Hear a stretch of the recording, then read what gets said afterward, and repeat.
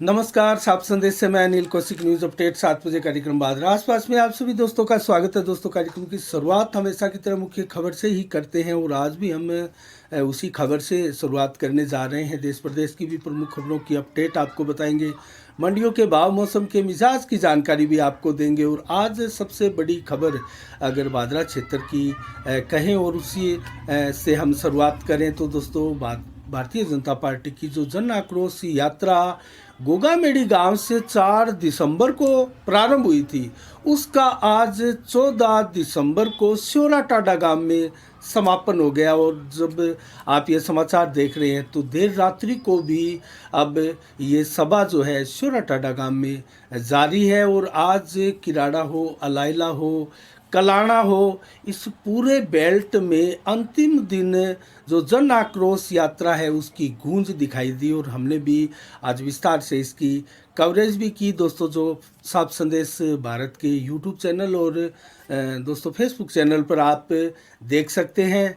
तो इस यात्रा में क्या रहा, किस प्रकार से सफलता या फिर कुछ हासिल इस यात्रा से हो सकता है। दोस्तों, आपको याद होगा जो वसुंधरा राजे जब पिछली बार मुख्यमंत्री बनी थी तो उनकी स्वराज संकल्प यात्रा बादरा भी पहुंची थी और एक बहुत बड़ी सभा मुख्य खेल मैदान जो स्टेडियम हम बोलते हैं उसमें आयोजित की गई थी। और उस दौरान बादरा के लिए वसुंधरा राजे ने कुछ बड़ी घोषणाएं भी की थी, चाहे वो अंडर ब्रिज का मामला हो या फिर कॉलेज का मामला हो। जो राजकीय कॉलेज की घोषणा पिछले काफ़ी लंबे समय से ये मुद्दा हर जो विधायक पद का उम्मीदवार होता है दोस्तों, उसकी तरफ से और विपक्ष की तरफ से, हर उम्मीदवारों की तरफ से उठाया जा रहा था, उसका वसुंधरा राजे ने घोषणा की थी।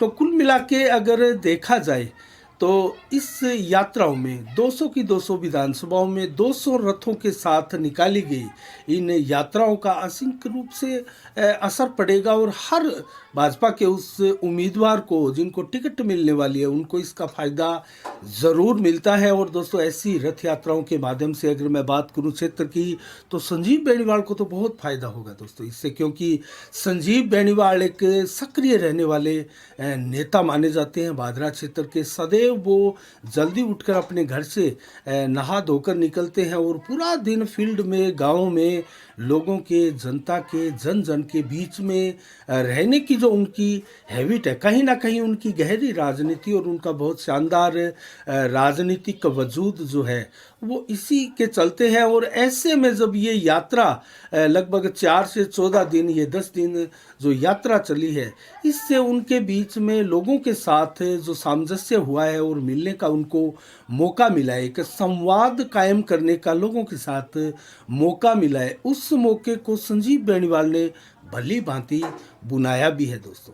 और इसी दौरान जब सरदार शहर के चुनाव हो रहे थे तो एक नया घटनाक्रम में, राजनीतिक घटनाक्रम इसको हम मान सकते हैं, क्योंकि दोस्तों ऐसे घटनाक्रम, राजनीतिक घटनाक्रम जो होते हैं करीब 12-6 महीने पहले चुनाव के, किसी भी बड़े चुनाव से पहले, तो उनका असर उस चुनाव तक भी होता है, उन चुनाव में उनकी गूंज भी होती है, लोगों के बीच में चर्चाओं के रूप में भी उसका जिक्र होता है राजनीतिक घटनाओं का, और पार्टियों में भी उसका संज्ञान होता है, उसका प्रभाव या एक्शन रिएक्शन उसके दोस्तों ज़रूर होते हैं। तो जयदीप डूडी ने सरदार शहर के जो चुनाव हुए थे उस विधानसभा के, उसके दौरान ज्वाइन की थी भाजपा।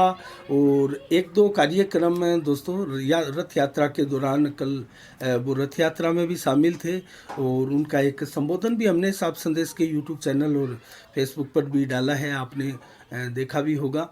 तो जयदीप डूडी अब रथ यात्रा में भी एक प्रकार से शामिल हुए। आज उनके सुपुत्र जयंत डूडी, दुष्यंत डूडी जो है वो शामिल हुए थे रथ यात्रा में।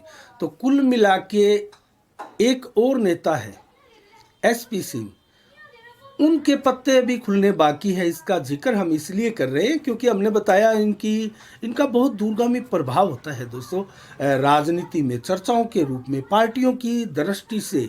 और जो गणितज्ञ होते हैं एक प्रकार से चुनावों के, आंकड़ों के, और ऐसे विशेषज्ञ होते हैं, उनके लिए इन सारी राजनीतिक घटनाओं के बहुत बड़े मायने होते हैं।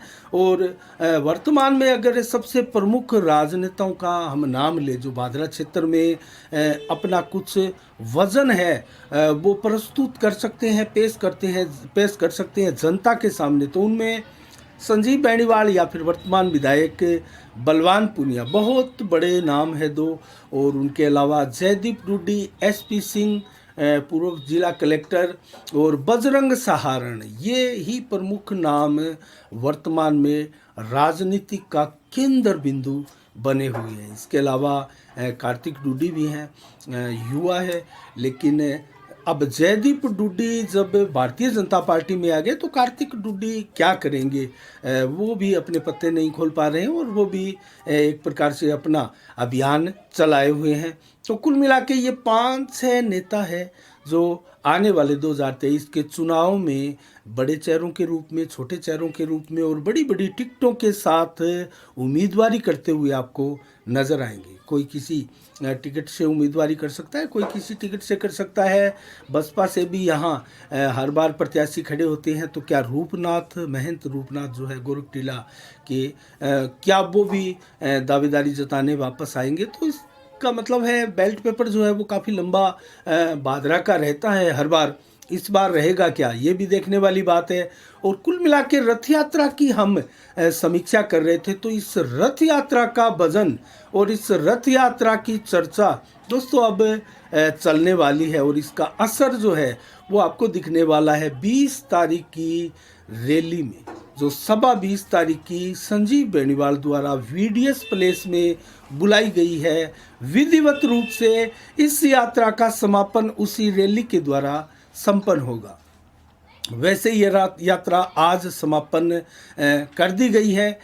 अब गांवों में ये रथ नहीं दौड़ेगा, लेकिन 20 दिसंबर को क्या होने वाला है, वीडीएस में कितनी बड़ी संख्या में कार्यकर्ता जुटेंगे और जो उपखंड कार्यालय का घेराव है और ये जो फसल बीमा क्लेम को लेकर भारतीय जनता पार्टी किसान मोर्चा का धरना प्रदर्शन लगातार 44वें दिन भी जारी है, उसका क्या होगा और जो घेराव किया जाएगा उसमें प्रशासन और धरनार्थियों के बीच में क्या वार्ता हो सकती है या उसके बाद में क्या डिसीजन इस धरना प्रदर्शन का रहता है, ये भी देखने वाली बात है। इसका रुख भी बड़ा या छोटा या कुछ अलग इसका प्रारूप सामने आ सकता है दोस्तों, क्योंकि काफ़ी दिन हो गए, 44 दिन का समय हो गया, 45 दिन तक डुंगराना में धरना चला था बजरंग सहारण के नेतृत्व में फसल बीमा क्लेम को लेकर। उसका भी 15 दिसंबर को जो उनको आश्वासन मिला था 15 दिसंबर तक किसानों के खाते में फसल बीमा क्लेम की राशि डाल दी जाएगी, ऐसा बजरंग सहारण को एक आश्वासन मिला था लिखित रूप में ही, लेकिन अभी तक किसी प्रकार से फसल बीमा क्लेम नहीं आया है। तो ये बड़ी चिंता की भी बात है। और हम बात करें दोस्तों, जो रथ यात्रा के दौरान मुख्य मुद्दा रहा, क्या मुद्दे बनकर उभरे हैं इस रथ यात्रा में दोस्तों? किसानों की समस्याएं तो क्षेत्र में है ही, उनकी समस्याओं को बराबर सभी वक्ताओं ने उठाया और राजस्थान सरकार को जमकर कोसा गया।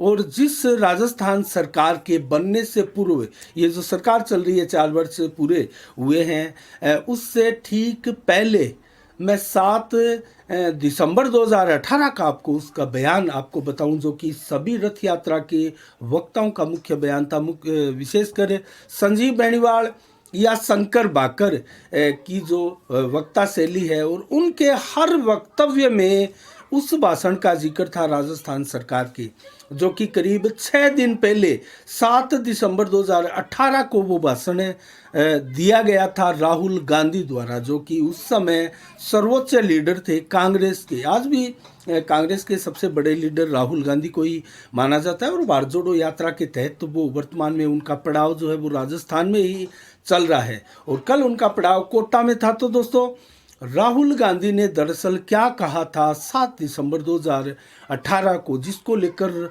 जन आक्रोश यात्रा में सभी विधानसभाओं में पूरे राजस्थान में इस मुद्दे को भाजपा मुख्य रूप से मुद्दा बनाती हुई प्रतीत हो रही है। क्या इस एक मात्र मुद्दे के ऊपर भाजपा वापस बैक आएगी, सत्ता प्राप्त कर पाएगी? जो पैटर्न हिमाचल में चल रहा है और जो पैटर्न राजस्थान में पिछले लंबे समय से चल रहा है, क्या वो पैटर्न फिर अपने आप का इतिहास दोहराने में कामयाब रहेगा? दोस्तों, क्या था वादा? सूरज चाहे उगे ना उगे, ये राहुल गांधी के शब्द है उस समय 7 दिसंबर के, मैं आपको बताऊं। और इस बढ़िया प्रभावशाली तरीके से तो इस मुद्दे को नहीं उठाया गया, लेकिन उनके जो 1 से 10 तक गिनती गिनने के वादे का जरूर जिक्र किया गया। सूरज चाहे उगे या नहीं उगे, चंद्रमा गायब हो जाए, सरकार हमारी बनते ही मात्र 10 दिनों में राजस्थान के तमाम किसानों का संपूर्ण कर्जा हम माफ करेंगे। तो ये वादा था राहुल गांधी का। 4 वर्ष बीत चुके हैं, इन वादे का अभी तक कुछ नहीं हुआ, जबकि इस वादे के विपरीत राजस्थान सरकार ने क्या किया? 3 वर्ष का ही हम आंकड़ा ले लेते हैं, क्योंकि 2022 जनवरी की बात करें तो इस पर रोक लग गई थी। मेरा इशारा संभवतः आप समझ गए होंगे। 18,817 किसानों की राजस्थान में कुर्की हो चुकी है ज़मीनों की। दोस्तों, जिन किसानों का कर्जा माफ करने की बात कांग्रेस कहती रही है, उन किसानों की 18,817 की संख्या में कुर्की निकली है। और सबसे ज़्यादा इसके आंकड़े भी दोस्तों सोशल मीडिया पर भी आपको मिल जाएंगे। और अलवर सबसे अत्यधिक सूची वाला, बड़ी सूची वाला आंकड़ा पेश कर रहा है। 4010 प्रकरण थे अलवर में, सारे के सारे मामलों में कुर्की निकली है। इसी प्रकार जयपुर में भी 2945 थे, सारे के सारे मामलों में कुर्की निकल चुकी है किसानों की। और श्री गंगानगर की बात करें तो 2888 मामले थे, इनमें ज़रूर कुर्की निकलने में 1099 ही किसानों को चुना गया। और हनुमानगढ़ ज़िले की, हमारे ज़िले की बात करें तो 1906 किसान थे, 6 प्रकरण ऐसे थे, 1906 प्रकरण थे जो बैंकों में विभिन्न कारणों से लोन लेने के थे, और वो किसान किसी विभिन्न कारणों के चलते ही वो लोन अदा नहीं कर पाए। तो उनमें लगभग 1906 के ही कुर्की निकाल दी गई, अर्थात एक भी किसान जिसका प्रकरण था बैंकों में उनको शेष नहीं रखा गया, सभी की कुर्कियाँ निकाल दी गई। भरतपुर में भी सभी 1690 किसानों की कुर्कियाँ निकाल दी गई। और इसी प्रकार से चूरू में 1359 किसानों के प्रकरण थे। इस प्रकार से वहाँ ज़रूर 462 ही किसानों की कुर्कियाँ निकली है। तो इसी प्रकार से अन्य राज्यों से होते हुए दोस्तों जो कुर्की निकलने की संख्या है 18,817 बैठती है। उन किसानों की ज़मीनों को कुर्क कर लिया गया, बैंकों द्वारा अधिग्रहित कर लिया गया। तो ये काम किया है कांग्रेस की सरकार ने 3 साल में। जब उसका व्यापक विरोध हुआ, भारतीय जनता पार्टी ने विधानसभा में आवाज़ बुलंद की, और सदन में जब विधानसभा पटल पर यह मामला ज़बरदस्त तरीके से आक्रोश में बदलता जा रहा था, तो उस समय जनवरी 2022 में अशोक गहलोत द्वारा रोक लगा दी गई कि किसी भी किसानों की कुर्की ना निकाली जाए। और उस इसी वर्ष के जनवरी महीने के बाद में किसी किसानों की कुर्की नहीं निकली, जबकि इस प्रकार से हमारे विधायक ने भी 1-2 बार कहा था हमने किसी भी किसानों की यहाँ कुर्की नहीं निकलने दी।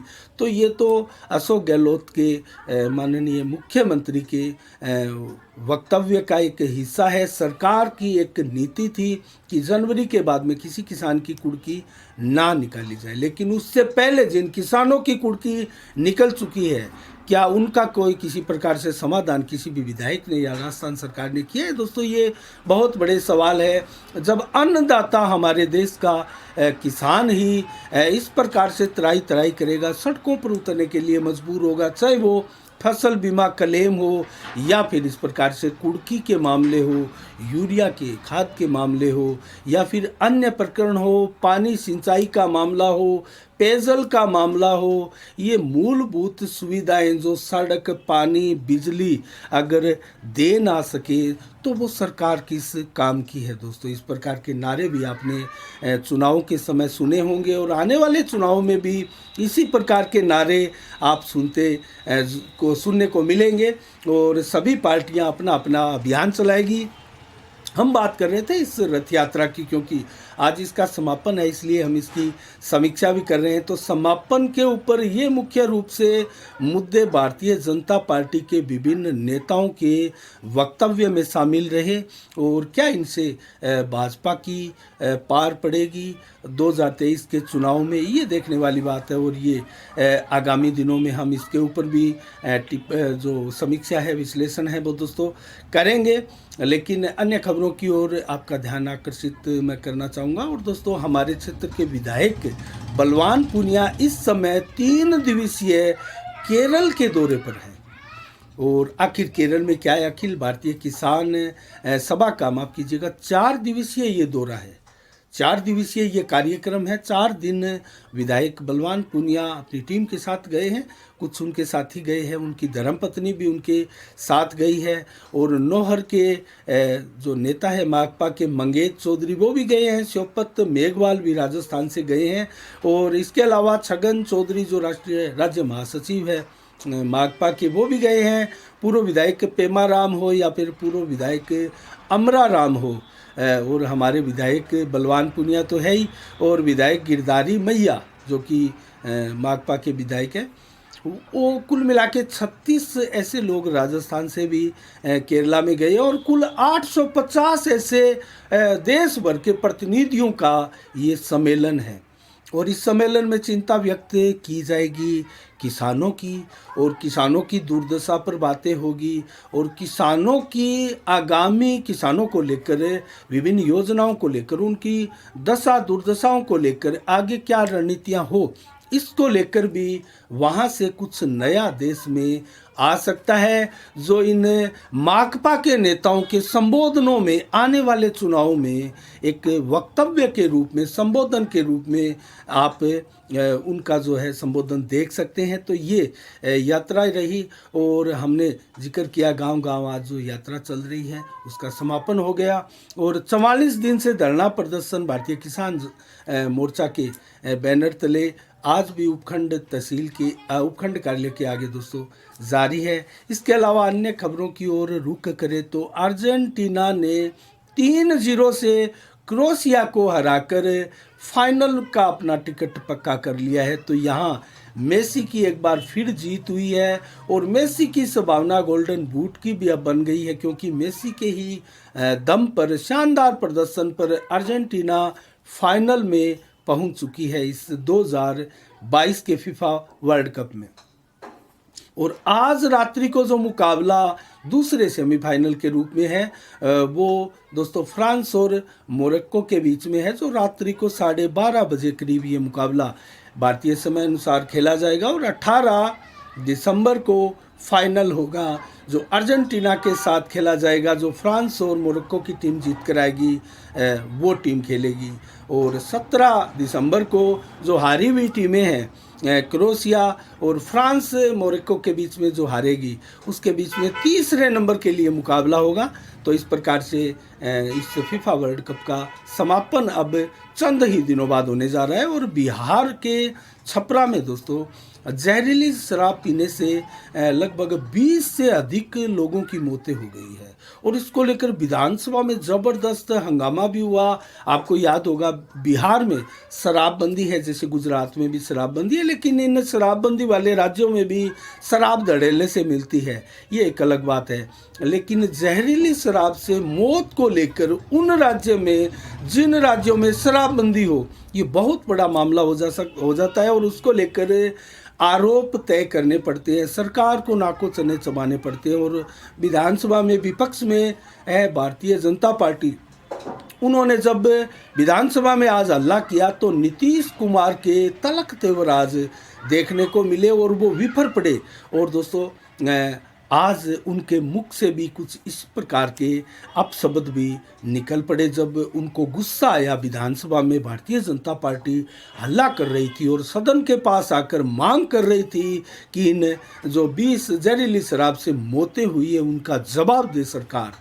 तो इसके अलावा दोस्तों दिल्ली में एक मोहन गार्डन के एरिया में बाइक सवार 2 लोगों ने एक 17 वर्षीय युवती के चेहरे पर तेजाब एसिड डाल दिया और उसको अस्पताल में भर्ती कराया गया है। उसके चेहरे पर काफ़ी नुकसान हुआ है और दोस्तों वो अभी घायल अवस्था में अस्पताल में है। लेकिन सीसीटीवी की मदद से पुलिस ने कामयाबी अर्जित करते हुए एक शख्स को पकड़ लिया है। दूसरा शख्स अभी पकड़ में नहीं आया है और क्या मामला था क्या नहीं है, पुलिस इसकी इन्वेस्टिगेशन कर रही है। लेकिन एक बात बताएं दोस्तों, इस प्रकार की घटनाएं रह रहकर भारत में होती जाती है। 2013 का जिक्र करें तो सुप्रीम कोर्ट का एक फैसला आया था, एसिड को इस प्रकार से खुले में ओपन में बेचना प्रतिबंधित किया गया था और इसके लिए पूरा लेखा जोखा उस व्यापारी को रखना पड़ता है। तो उसके बावजूद भी धड़ल्ले से उपलब्ध हो रही है एसिड और लड़कियों को इस प्रकार से एसिड के हमलों का शिकार होना पड़ रहा है। बहुत ही सोचनीय विषय है दोस्तों। एक गिरफ्तारी हुई है, सीसीटीवी फुटेज खंगाल रही है पुलिस और क्या आगे रहता है, या दोनों शख्स पकड़े जाते हैं या नहीं, इसके ऊपर भी हमारी नज़र भी बनी रहेगी। हम भी जरूर आपको जैसे ही पता लगता है इस घटना के बारे में बताएंगे। और दोस्तों इसके अलावा जिज्ञासरी बड़ी गांव में कल से एक एकल ग्रामीण क्रिकेट प्रतियोगिता का प्रारंभ हो रहा है। इसमें प्रथम जो पुरस्कार है वो 21,000 है और द्वितीय पुरस्कार जो उप विजेता टीम है उसको 15,000 रुपये का नगद पुरस्कार दिया जाएगा। सुरेश कस्वा की समर्थी में ये प्रतियोगिता आयोजित की जा रही है युवा क्लब द्वारा और गोगाना के जोहड़ खेल मैदान में इस प्रतियोगिता का आयोजन होगा और इसमें उद्घाटन करेंगे दल्ले सिंह कस्वा और जिला परिषद सदस्य सुनीता कस्वा भी इसमें शामिल रहेगी। आनंद गिरजी महाराज समेत अनेक दोस्तों जो इसमें ग्रामीण जो शख्सियतें हैं वो इसमें भाग लेगी। इसके अलावा अब हम बात करें दोस्तों आज क्या विशेष दिवस है 14 दिसंबर को, तो आज बेहतरीन फिल्मी अभिनेता राज कपूर का जन्म हुआ था 1924 के दिन आज के दिन। और संजय गांधी जो इंदिरा गांधी के छोटे पुत्र है, राजीव गांधी के छोटे भाई और राहुल गांधी के चाचा, उनका भी आज ही के दिन जन्म हुआ था संजय गांधी का। और तुलसी राम से फिल्मी दुनिया की आप अगर समझ रखते हैं तो इस नाम से आप चौंक गए होंगे। उनका आज ही के दिन दोस्तों निधन हुआ था। उनकी पुण्यतिथि पूरी फिल्मी दुनिया मनाती है। तुलसी राम से वो नाम है जो हिंदी फिल्मों में, सिनेमा में, हॉरर फिल्मों के लिए जाने जाते हैं, डरावने वाली फिल्मों के लिए जाने जाते हैं। उनके निर्माता निर्देशक है। इसके अलावा दोस्तों बात करें जल्दी से अब मंडियों के भाव की, तो आज से शुरुआत करते हैं रायसी नगर मंडी से। रायसी नगर मंडी में आज ग्वार के भाव 5760, मूंग के भाव 7120, मूंगफली बिकी है 6,000 रुपये प्रति कुंटल, जबकि नरमा 8860 रुपये, कपास के भाव 9200 रुपये प्रति कुंटल, सरसों के भाव 5980, चना 4913, गेहूं के भाव 2635 रहे, जबकि आज जौ बिका है 2700, बाजरी बिकी है 2015, तारा मीरा 4950, तिल के भाव 15,100 रुपये प्रति कुंटल रहे। रावतसर मंडी में ग्वार बिका है 5670, कपास बिकी है 8800 और सरसा मंडी में नरमा बिका है 8460, माफ कीजिएगा, नरमा बिका है 8460 और कपास बिकी है 9650 रुपये प्रति कुंटल। और फतेहाबाद मंडी में नरमा 8575, कपास बिकी है 9600 रुपये प्रति कुंटल, जबकि नोहर मंडी में ग्वार बिका है 5646, नरमा बिका है 8525, कपास बिकी है 9895 रुपये प्रति कुंटल, जबकि श्री गंगानगर मंडी में ग्वार बिका है 5646 रुपये। और आज की अंतिम मंडी सूरतगढ़ मंडी में ग्वार बिका है 5700, मूंग बिकी है 7000, नरमा बिका है 8800, सरसों बिकी है 6180, चना 4600, गेहूं के भाव 2550, जौ के भाव 2680, जबकि तारा मीरा बिका है 4800 रुपये प्रति कुंटल। और आज 14 दिसंबर को 22 से 24 डिग्री टेम्परेचर दिन भर रहा दोस्तों। 18 से 22 किलोमीटर की रफ्तार से तेज़ी से हवाएं ज़रूर चली और हवाओं की ठंडक ज़रूर महसूस हो रही है, लेकिन अभी भी टेम्परेचर जो है वो 24 डिग्री 25 डिग्री के करीब दिन में चल रहा है, जो कि कहीं ना कहीं दिन भर गर्मी का एहसास भी करवाता है। और देर शाम को रात्रि को ज़रूर ठंड होती है और सुबह भी सुबह और शाम की ठंड बहुत ज़्यादा आजकल होती है। तो 0% बादल आज दिन भर छाए रहे, रात्रि को भी इसी प्रकार बादल नहीं होंगे, मौसम साफ होगा। 15 दिसंबर को कल 12 से 20 डिग्री टेम्परेचर दिन में, 22 से 24 डिग्री टेम्परेचर दोपहर को, जबकि 17 से 21 डिग्री टेम्परेचर देर रात्रि को देर शाम को भी रहेगा। तो 11 से 14 किलोमीटर की रफ्तार से कल हवा चलेगी जो देर रात्रि तक चलती रहेगी। बादल बिल्कुल नहीं होंगे, मौसम बिल्कुल साफ होगा। तो ये रहे दोस्तों आज के शाम के 7 बजे के बुलेटिन के मुख्य समाचार। कल ठीक शाम 7 बजे फिर आपसे रूबरू होंगे, हाजिर होंगे। तब तक के लिए आप अपना बहुत बहुत ख्याल रखिएगा। मुझे दीजिएगा इजाज़त। साफ संदेश से मैं अनिल कौशिक, नमस्कार। जय भारत, जय जय राजस्थान।